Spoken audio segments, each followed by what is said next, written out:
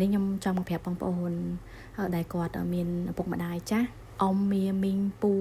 ឬក៏បងប្អូនដែលគាត់មកលេងប្រទេសម៉ាឡេស៊ីហើយគាត់ត្រឡប់ទៅស្រុកខ្មែរវិញប៉ុន្តែគាត់អត់ដឹងពីរបៀប check in អត់ដឹងពីរបៀបធ្វើដំណើរទៅវិញអីចឹងគាត់ចាស់ខ្លាំងគាត់ឈឺមានជំងឺអីចឹងនៅក្នុងពលានប្រទេសម៉ាឡេស៊ីបងប្អូនគេមានគេហៅ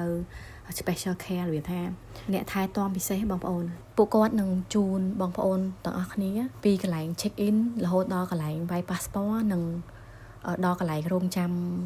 ឡើងយន្តហោះបងប្អូនគឺគេរងចាំរហូតដល់ម៉ោងឡើងយន្តហោះគេជូនបងប្អូនចូលទៅដល់ក្នុងយន្តហោះហើយបានគេត្រឡប់ទៅវិញបងប្អូនដូចខ្ញុំអញ្ចឹងខ្ញុំមានកូនច្រើនអញ្ចឹងទៅប្តីខ្ញុំគាត់